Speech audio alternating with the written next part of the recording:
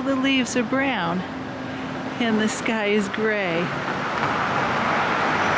I took a walk on a winter's day.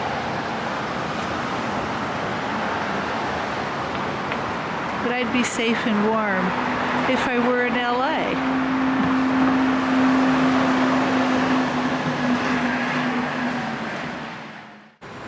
All right, thanks for joining me on another episode of Why Not Rock On?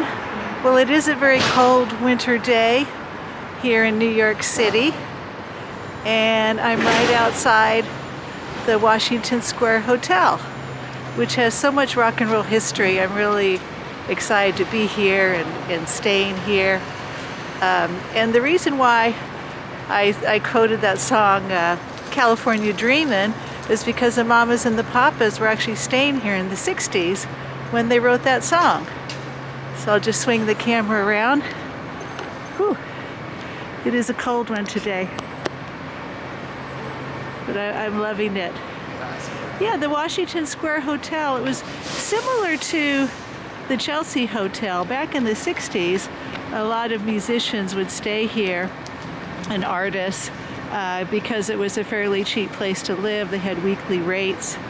And the Mamas and the Papas, yeah, they were staying here in the 60s, John and Michelle Phillips, and apparently she was missing California, where she was from, and they came up with the song California Dreaming, probably as they were walking these streets on a day like today. I love it. So the hotel's been here since 1902, and it's probably most famous because Bob Dylan stayed here twice. He stayed, when he first moved to New York, he stayed here in 1961. He moved here in January of 61, and he rented a room here. I think it was about $19 a week. I think that's how much it was back then. And then he stayed here for on and off or full time during 1961. And then when he got signed to Columbia Records and got a rave review in the New York Times, he had money and he moved over to 4th Street. And shortly thereafter his girlfriend Susie Rotolo moved in with him. So, but yeah, and then it's very famous because Joan Baez wrote in her song,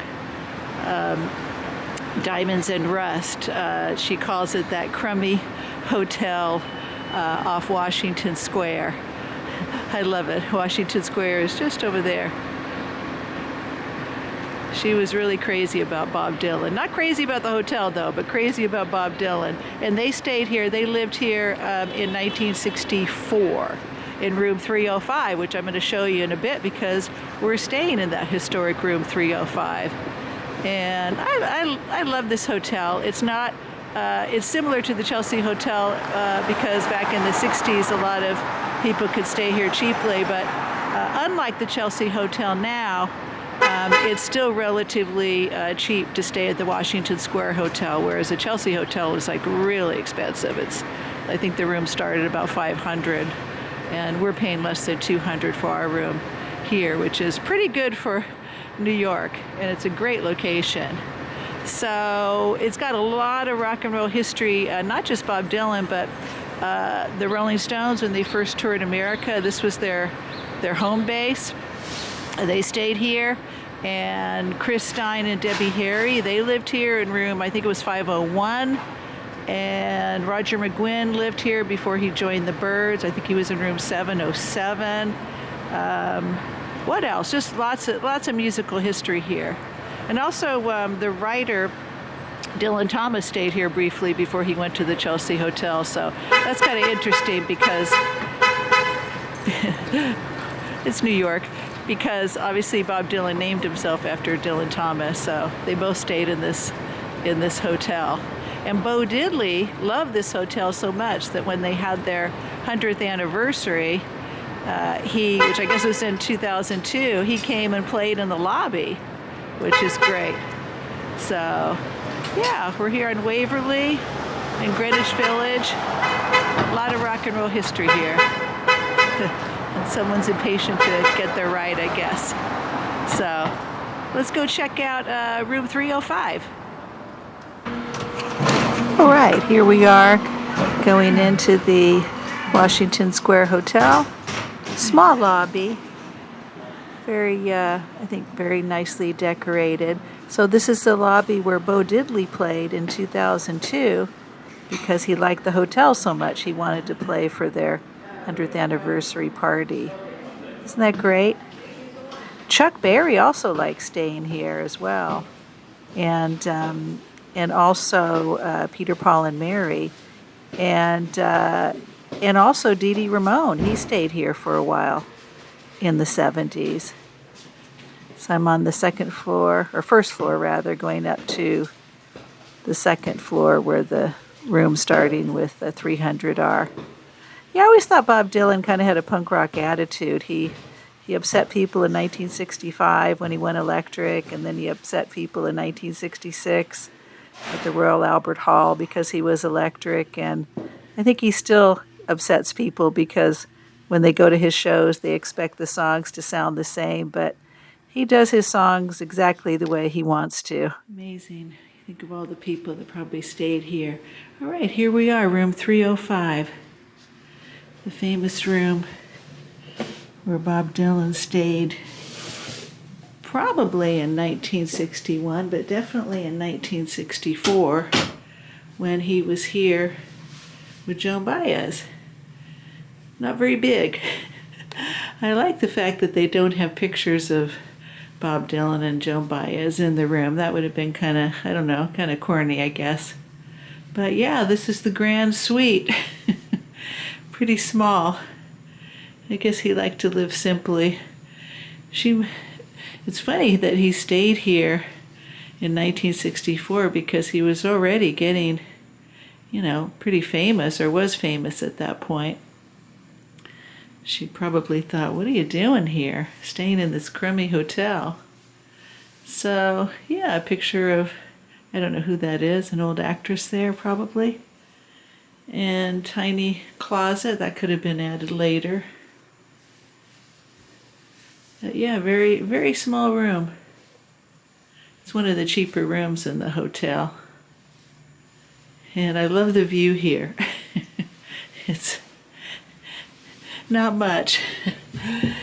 It's a little dark here because it doesn't get much light, but you get a close-up view of a brick wall. And then maybe a little bit of sky up there. So he didn't even have a view looking out on the street. This is definitely, it's one of the cheaper rooms now. It definitely was one of the cheaper rooms back then. And then simple bathroom, probably was remodeled since the 60s. Floor might be original. But yeah, just very simple bathroom with a tub. And then another window that looks out to the brick wall. So yeah, as I probably said earlier, he stayed here, when it was called the Hotel Earl, he stayed here in 1961. When he arrived in January of 61, he stayed here at the hotel, maybe on and off, but he did stay here until he got his record contract later in the year. Bob Dylan got famous really quickly. I mean, he arrived in New York in January of 61, and he had a rave review in the New York Times by October, and he had a record contract also by October, and then he, with Columbia Records, and then he moved out of this hotel and got his apartment on 4th Street, positively 4th Street, 161. And then his girlfriend, Susie Rotolo, moved in with him in November. But I don't know, this hotel must have had a special place for him because he lived here when he was really a complete unknown, like the movie and his lyric. But he came back here when he was known and lived in this room with Joan Baez. in this crummy hotel on Washington Square. I love it. Yeah, so we're having fun staying here. You like staying here, Joe? I love staying here. Yeah, so we both this is our second time staying here, and we both really really love staying here, and we always request it. So and I'm just glad that we got it, because I love historic stuff with rock music. So what do you, Joe? Since this is your favorite place to stay in Greenwich Village, and I know it was probably a little rough around the edges back in the '60s, but what do you think of Joan Baez calling it a crummy hotel? Well, I definitely think of. I mean, it's not so crummy right now. For some people, it might be crummy. Maybe it was. It might be crummy for people now, but I think it's crummy for some people. I mean, it's basic. Now, yeah. It's a very basic hotel. But I think the context that she had it in. I mean, look at that lampshade. It has dents in it. Yeah, I think the context of when she was talking about, when she knew it back then. Yeah, he probably cared less about accommodations. I don't think he cared. Yeah, I think he. I think that'd probably get away from his life. Yeah. And Hibbing and yeah. from his parents and the path that you were going to go down staying there. So I don't think it was crummy for him by any means. No, I don't think so. But she was from California. She was probably, I'm guessing, used to a nice home life and stuff. I don't know. Crummy, I don't know. I think he was just. New York worked out for him well too, as well. So. Oh, I'll say. But before it worked out, I think he was very happy to be here. Yeah, very happy to be here and have that beautiful view of the brick wall. I know when I was in Hollywood, I was just happy to be there. Yeah. I didn't care about the condition of the place. Oh, I loved your studio apartment in Hollywood. Yeah. He was glad to land here. In terms of how I would be thinking. Yeah. I would just be happy to be in New York City and. You love Kerouac, you love the stuff here, and you're here. You're here. Living it. You walk outside, and you get That's how I felt when I was in LA. So and it all started. I don't know for sure he was in this room in '61, but if not, he was in a room just like it. But this is definitely one of the cheaper rooms. But this is where he was in 1964, and I don't know. We're just loving staying here. And there's some other rooms, and I would absolutely 100% be up for staying in some of the other rooms. Like, I think we got wind, like Roger McGuinn? Roger McGuinn stayed in 707, and Debbie Harry stayed in 501. And then we got wind that Mama's and Papa's California. Yeah, I don't know what room they were in. That was, history in the hallways, every footstep. Oh, I know.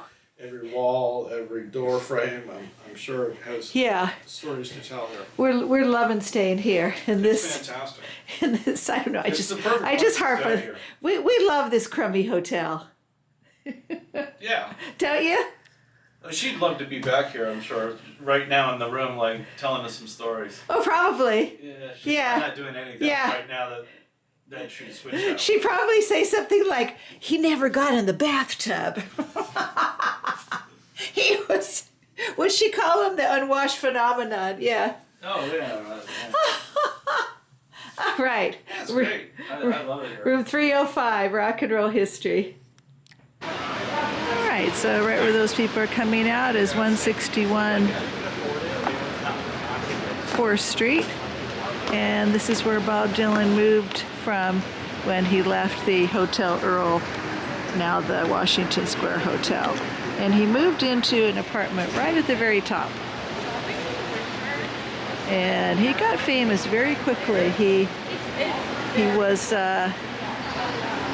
wasn't in New York very long, and in 1961, and by the end of the year, he was signed to Columbia Records.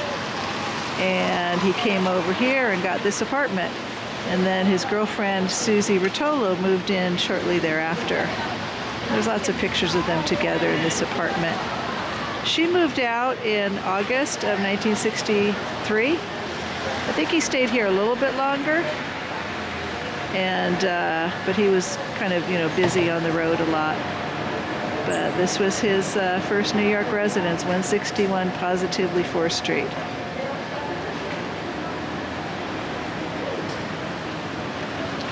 Still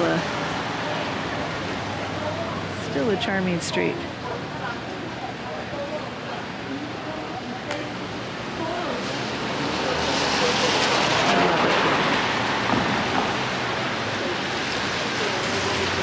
And then after that, in 1964, he moved back to the Hotel Earl.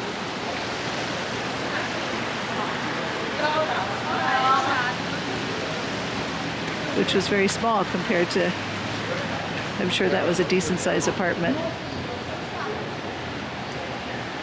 I love it. When I'm standing here looking at 161 4th Street, I can't help think of the song Positively 4th Street by Bob Dylan. And I think in the movie A Complete Unknown, which I didn't really like, I think the movie makes it look like it was her apartment on 4th Street, but it was his apartment. He got it, and then she moved in when she turned 18 in November of 1961. They were so young when they met. She was only 17, and he was either 19 or 20. But yes, the song Positively 4th Street, if you haven't heard the lyrics, it's one of the most sort of caustic lyrics I think I've ever listened to. And I think it's probably about Susie Rotolo, but when you look online, it says it's about Phil Oakes, who was another folk singer. There was a lot of jealousy towards Bob Dylan because he came on the folk scene in New York, which had been going for some time, and he came on there and sort of blew everyone away and got famous really quickly. So there was a lot of jealousy and, a lot of people that probably didn't like him. But I always thought this song was probably about her because she makes it sound like they had sort of an amicable breakup, but I kind of wonder if it was. And some of the lyrics are really, really quite brutal. At the end of the song, he says, "I wish for just one time you could stand inside my shoes, and just for one moment I could be you. Yes, I wish for one time you could stand inside my shoes. You'd know what a drag it is to see you." So I always think of that lyric when I'm at this address on 4th Street. His apartment from 1961 to right around 1964 when he moved back to what is now the Washington Square Hotel. All right, so right around the corner from Dylan's apartment on 4th Street is Joan Street, this street here. And right here is where they shot the Freewheelin album cover. And you can see on the album cover, I'll put it in the frame, but you can see that building way up there that kind of juts out. That's on the album cover. Things have changed a little bit. I'll have Joe stand pretty much where they were standing. I think it's probably back a little further. Yeah, right around there is where they would have stood on Joan Street. I love it. Is that your Dylan invitation? Oh yeah, he looks like he's cold. I might be better than the guy that... Well, it was a February day. The album came out in May. You doing it too. Oh yeah. Yeah, I'll do it. She's kind of like, she has better hair than I do. She's kind of like this. Freewheelin. And oh, my hands are getting cold. And so the album came out in May, and I love how these streets don't change that much. And by August, she had moved out of the 4th Street apartment because she said he was getting so famous, it was getting crazy, and she already knew that he had other women in his life.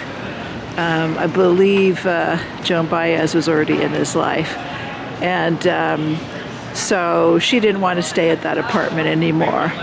And it was his apartment. He was the one who secured the lease. So she left to go live with her sister on Avenue B. But they continued to see each other and until about 1965, kind of on and off. And she says in her book that she actually got pregnant and he was the father, and they decided that she should have an abortion. And she did. I believe that was around 1964 when they weren't living together, but they were still sort of seeing each other. So, but yeah, he rose to fame really quickly. And by 63, she said it was just getting crazy. And he wasn't faithful. He broke a lot of hearts. And so she was out of the 4th Street apartment. But yeah, Freewheelin right here on Jones Street. Hey, this is another Dylan address, 92 to 94 McDougal Street. And this is a 4-story townhome. Big place that he bought in 1969.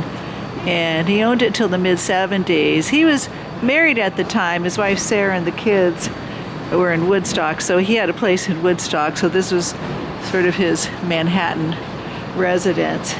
And I always thought it was interesting because, you know, when he got, you know, really famous, had a lot of money, he bought on McDougal Street.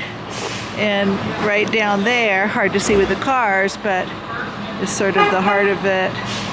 Cafe Was down there. And Gaslight. What was a Gaslight? So he loved the area because when he got rich and famous, he decided to buy a place right on the street where he got his start. It's just like the first block of residential here. So this was his home. And then he sold it in the mid-70s, and he moved him and his family to Malibu. And it's right around the corner. That's Bleecker Street right there, that light. It's right around the corner from the bitter end. And he used to hang out there with Patti Smith, Bette Midler. I'm sure he had a lot of fun when he lived here.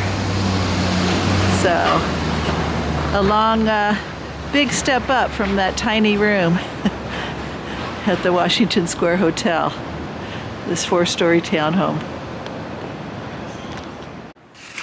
One more look at the Washington Square Hotel, the famous rock and roll hotel where Bob Dylan lived in 1961 and then in 1964 with Joan Baez. I just wanted to read some of the lyrics from her famous song about Bob Dylan and this time of her life, the song Diamonds and Rust.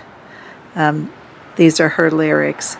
As I remember, your eyes were bluer than robin's eggs. My poetry was lousy, you said. Where are you calling from? A booth in the Midwest. Well, you burst on the scene, already a legend, the unwashed phenomenon, the original vagabond. You strayed into my arms, and there you stayed, temporarily lost at sea. The Madonna was yours for free. Yes, the girl on the half-shell could keep you unharmed. Now I see you standing, with brown leaves falling all around, and snow in your hair. Now you're smiling out the window of that crummy hotel over Washington Square. Our breath comes out white clouds, mingles and hangs in the air. Speaking strictly for me, we both could have died then and there.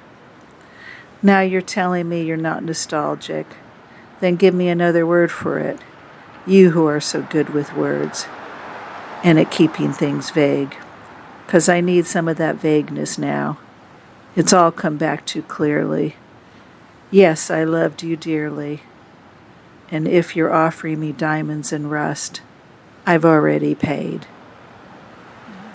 Beautiful lyrics by Joan Baez on her song Diamonds and Rust. Yeah, when she lived here with him, I think she was deeply in love with Bob Dylan, and She thought they were probably going to stay together forever, but he had other plans. And I think it still hurts, judging by these lyrics from her. Anyway, hope you enjoyed the video on the Washington Square Hotel and Bob Dylan and other rock and roll people who stayed here. Thanks as always for watching. Until the next time, I'll be seeing you.